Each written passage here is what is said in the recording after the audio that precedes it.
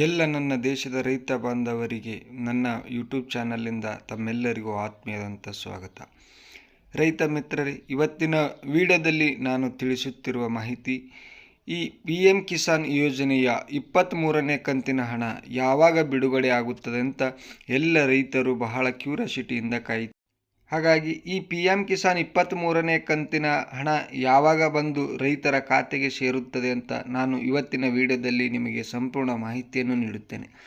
ಬನ್ನಿ ಮತ್ತೇಕೆ ತಡ, ವಿಡಿಯೋನ ಶುರು ಮಾಡೋಣ. ವಿಡಿಯೋ ಶುರು ಮಾಡೋಕ್ಕಿಂತ ಮುಂಚೆ ಯಾರ್ಯಾರು ನನ್ನ ವಿಡಿಯೋವನ್ನು ನೋಡ್ತಾ ಇರೋರೆಲ್ಲರೂ ದಯವಿಟ್ಟು ಚಾನಲ್ನ ಸಬ್ಸ್ಕ್ರೈಬ್ ಮಾಡ್ಕೊಳ್ಳಿ. ಹಾಗೆ ಪಕ್ಕದಲ್ಲಿರುವ ಬೆಲ್ ಐಕನ್ ಒತ್ತಿ. ನಾನು ಹಾಕುವ ಪ್ರತಿಯೊಂದು ವಿಡಿಯೋನು ನಿಮಗೆ ನೋಟಿಫಿಕೇಷನ್ ರೂಪದಲ್ಲಿ ಬಂದು ತಲುಪುತ್ತವೆ. ಬಂಧುಗಳೇ, PM ಕಿಸಾನ್ ದೇಶದ ಕೋಟ್ಯಾಂತರ ಅನ್ನದಾತರ ಪಾಲಿನ ಆಸರೆಯಾಗಿರುವ PM ಕಿಸಾನ್ ಯೋಜನೆ ಇದೀಗ ಮತ್ತೆ ಸದ್ದು ಮಾಡುತ್ತಿದೆ. ಮಾರ್ಚ್ ನಂತರ ಕಾಯುತ್ತಿರುವ 23ನೇ ಕಂತಿನ ಹಣದ ಬಗ್ಗೆ ಬಂದಿರುವ ಅಸಲಿ ಸಮಾಚಾರವೇನು ಗೊತ್ತಾ? ದೇಶದ ಅತಿ ದೊಡ್ಡ ಯೋಜನೆಗಳಲ್ಲಿ ಒಂದಾದ ಪ್ರಧಾನ ಮಂತ್ರಿ ಕಿಸಾನ್ ಯೋಜನೆ ರೈತರ ಆರ್ಥಿಕ ಸ್ಥಿತಿಯನ್ನು ಸುಧಾರಿಸುವಲ್ಲಿ ಮಹತ್ತರ ಪಾತ್ರ ವಹಿಸುತ್ತಿದೆ. ಸರ್ಕಾರವು ರೈತರಿಗೆ ವಾರ್ಷಿಕವಾಗಿ 6,000 ರೂಪಾಯಿಗಳನ್ನು ತಲಾ 2,000 ರೂಪಾಯಿಯಂತೆ 3 ಕಂತುಗಳಲ್ಲಿ ನೇರ ವರ್ಗಾವಣೆ ಮೂಲಕ ನೀಡುತ್ತಿದೆ. ಸುಮಾರು 9 ಕೋಟಿಗೂ ಹೆಚ್ಚು ಮಂದಿ ಈ ಯೋಜನೆಯ ಲಾಭ ಪಡೆಯುತ್ತಿದ್ದು, ಇದೀಗ ರೈತರು PM ಕಿಸಾನ್ನ 23ನೇ ಕಂತಿನ ನಿರೀಕ್ಷೆಯಲ್ಲಿದ್ದಾರೆ. ಈ PM ಕಿಸಾನ್ ಯೋಜನೆಯ 23ನೇ ಕಂತಿನ ಹಣ ಕೇವಲ ಅರ್ಹ ರೈತರಿಗೆ ಮಾತ್ರ ಲಭ್ಯವಾಗಲಿದೆ.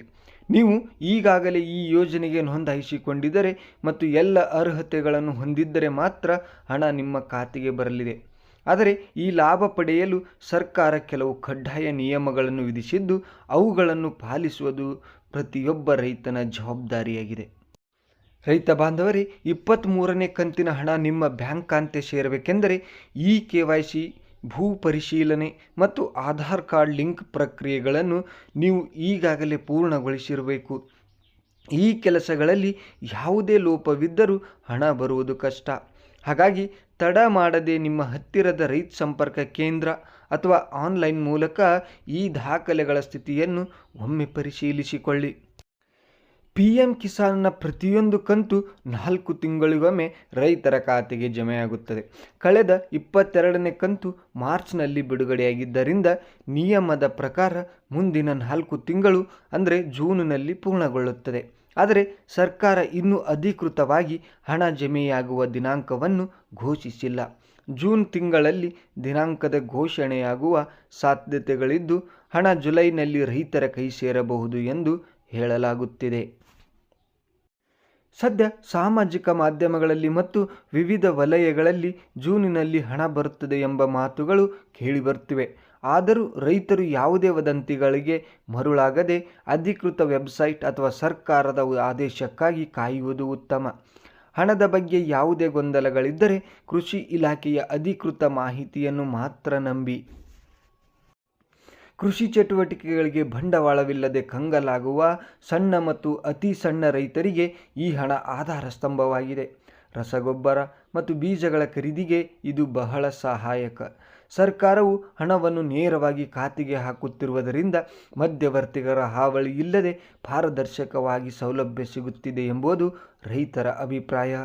23ನೇ ಕಂತಿನ ಹಣ ಬರುವ ಮುನ್ನವೇ ನಿಮ್ಮ ಬ್ಯಾಂಕ್ ಖಾತೆಗೆ ಆಧಾರ್ ಜೋಡಣೆಯಾಗಿದೆಯೇ ಮತ್ತು DBT ಸಕ್ರಿಯವಾಗಿದೆಯೇ ಎಂಬುದನ್ನು ಖಚಿತಪಡಿಸಿಕೊಳ್ಳಿ. ಅನೇಕ ಬಾರಿ ಸಣ್ಣ ತಾಂತ್ರಿಕ ದೋಷಗಳಿಂದ ಹಣ ಜಮಾ ಆಗದೆ ರೈತರು ಪರದಾಡುತ್ತಾರೆ. ಇಂತಹ ತೊಂದರೆಗಳನ್ನು ತಪ್ಪಿಸಲು ಈಗಲೇ ನಿಮ್ಮ ಬ್ಯಾಂಕಿಗೆ ಒಮ್ಮೆ ಭೇಟಿ ನೀಡಿ ಖಾತೆ ಚೆಕ್ ಮಾಡಿಸಿಕೊಳ್ಳಿ. ರೈತ ಬಾಂಧವರೇ, ಸರ್ಕಾರವು ರೈತರ ಕಲ್ಯಾಣಕ್ಕಾಗಿ ಬದ್ಧವಾಗಿದೆ.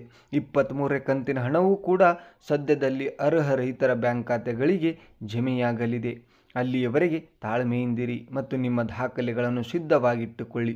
ಅನ್ನದಾತನ ಬದುಕು ಹಸನಾಗಲಿ ಎನ್ನುವುದೇ ಈ ಯೋಜನೆಯ ಮುಖ್ಯ ಉದ್ದೇಶವಾಗಿದ್ದು, ನಿಮ್ಮ ಹಕ್ಕು ಮತ್ತು ಸೌಲಭ್ಯವನ್ನು ಪಡೆಯಲು ಜಾಗೃತರಾಗಿರಿ. ರೈತ ಬಾಂಧವರೇ, ಈ ಮಾಹಿತಿ ನಿಮಗೆ ಉಪಯುಕ್ತ ಎನಿಸಿದರೆ ನಮ್ಮ ವಿಡಿಯೋಗೆ ಒಂದು ಲೈಕ್ ಮಾಡಿ. ಹಾಗೆ ತಪ್ಪದೇ ವಿಡಿಯೋವನ್ನು ನಿಮ್ಮ ಇತರರಿಗೂ ಶೇರ್ ಮಾಡಿ, ಅವರಿಗೂ ಮಾಹಿತಿಯನ್ನು ತಲುಪಿಸಿ. ಮತ್ತೆ ಇದೇ ರೀತಿಯಾದ ವಿಡಿಯೋದೊಂದಿಗೆ ಸಿಗೋಣ. ಧನ್ಯವಾದಗಳು.